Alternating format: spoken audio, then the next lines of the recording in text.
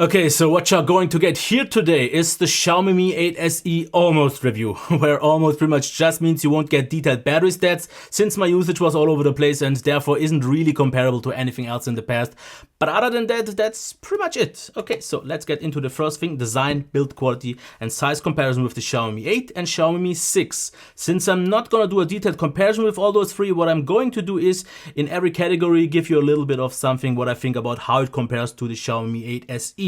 Starting though with the Xiaomi Mi 6, which is the predecessor to the Mi 8, you can already see that this one is actually closer to the Mi 8 SE and still small in every possible dimension. And here's what I think about the Mi 8 as of today.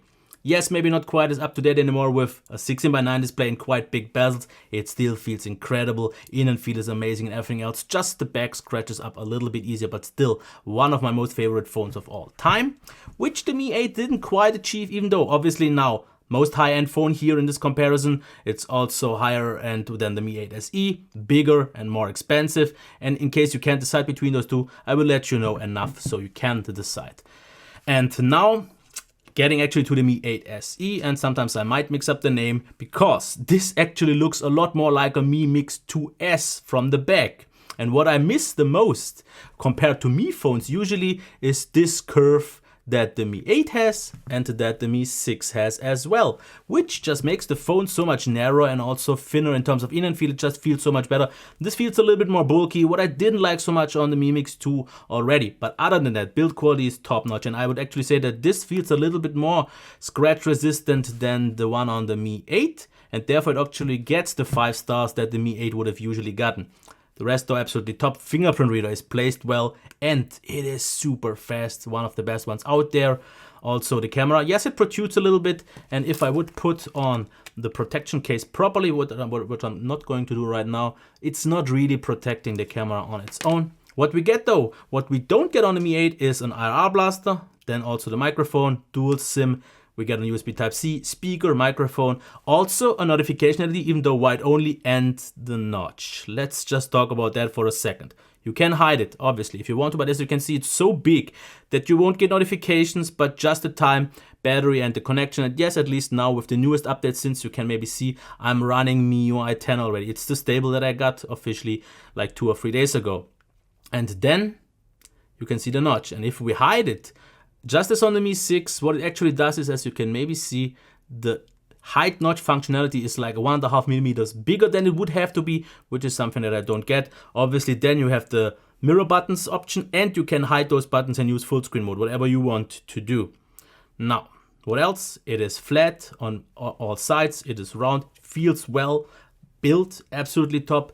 Nice design, even though with the notch, I just have to take off something of that. But now let's get to one of my highlights, the display. Yes, it's just 1080p AMOLED, but due to being of a smaller size, it's so nice and sharp, so high quality that I will actually give it 5 stars, because I simply see nothing wrong with it, but everything is great. With 730 measured lux, we still have the options to control the the saturation and so on. The colors, they pop. If you want them to, they can be a little bit natural, but I like them a little bit saturated.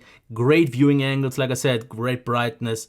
Absolutely, with the AMOLED blacks, an absolutely gorgeous display, vibrant. 5 stars, no discussion here. What about the speaker?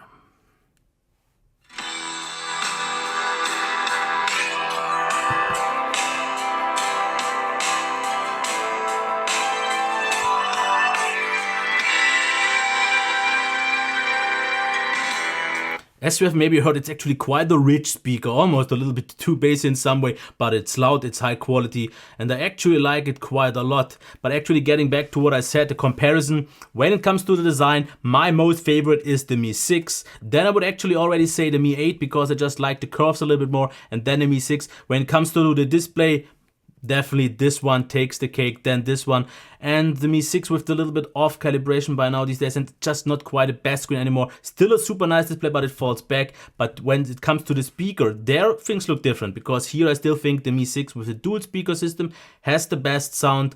Then though, I would actually almost say, even though both are on par, I like what the Mi 8 does in terms of size a little bit more compared to the Mi 8. But now, When it comes to the headphone jack, pretty much all are the same. If you use the dongle that it comes with, they're all loud. The Mi 6 with my dongle, not quite as much anymore, but these two are on par. Loud, good quality. You get the options to change something like the presets and so on. I would like to go to the performance. So let's kill off all apps as much as this is possible and see the launch times. And I have to say, at first, with the like 10 days that I had it before MIUI 10, I had some more concerns about the performance, because yes, it was smooth at all times, mostly when it didn't, because there was still some weird lag sometimes when you wanted to scroll. Not sure what happened here, but if you did scroll, there was sometimes a little bit of a lag and sometimes a little bit of a hesitation when I pressed the button. It always sometimes took, but with MIUI 10 I have to say actually they improved that, and people told me that I should wait for those optimizations on the Mi 8 before I judge that, but MIUI 10 just on its own doesn't really significantly change anything, but at least now they fixed what I had in terms of concerns for performance, because it's now smooth. It's still not perfect. A little bit of some smaller stutters are there, but now it's on a good enough level that I would say it's pretty much on par with the Mi 6, but the Mi 6 still feels a little bit more snappy. Obviously the Mi 8 still takes the cake here, but when it comes to the battery life, charge time is about 1.5 hours, which is fine. Battery life, like I said, I can't give you any proper stats, but I would say it's about on par with the Mi 8, because battery is smaller, but therefore the screen is smaller, so it's pretty much similar what I've experienced in normal use. The Mi 6, if it does everything right, it actually could still be the best. But standby range wasn't quite my best thing, but if everything runs normal, the Mi 6 takes the cake, then these are pretty much on par. If this one gets maybe treated a little bit lighter, it could have some advantages over that one, but that's that. Now software-wise, since this is the one that is running MIUI 10, let's get into that. You can see the new layout, and if you see some more array, that's my cam. The new quick settings.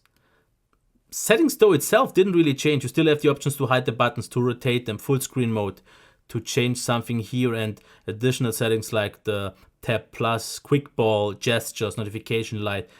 All that is there. Functionality wise, it didn't really change, but that's okay. The good thing is we have already in the new update, something new will always come, but they support the devices quite a long time. And for those wondering what version I am running specifically here, it is still a Chinese stable, but as you can see here, when we go to all specs, it is MIUI 10 with 10.0.1 Chinese stable.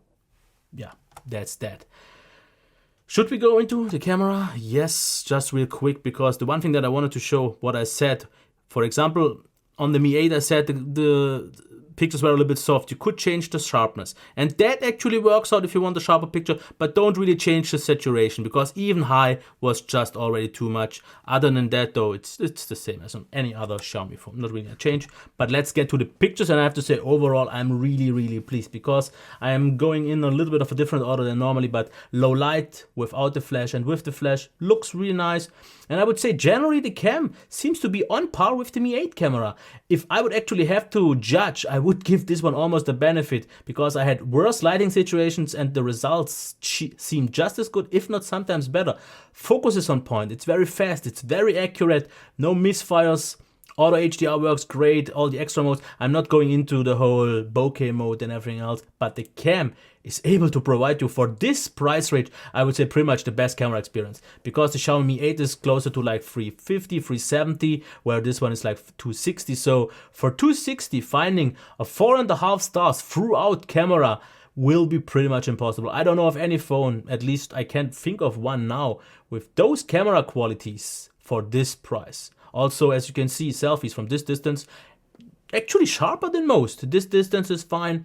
The only thing that I've noticed compared to the Mi 8, that it seems still a little bit brighter, because Xiaomi phones in the past had an issue with overexposed selfies. Here you can see the bokeh mode, but they toned it down on the Mi 8. It still seems a little bit better, but I had different lighting conditions. But even bokeh mode works really good. It cuts off a little bit of my hair, but it looks absolutely convincing.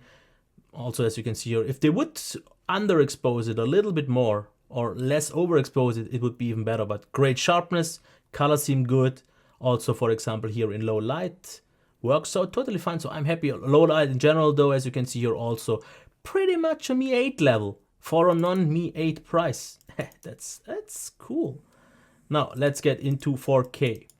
And I'm gonna already tell you, until they fix the stabilization for 4K or make it actually happen, maybe also with open camera, it still seems not to work.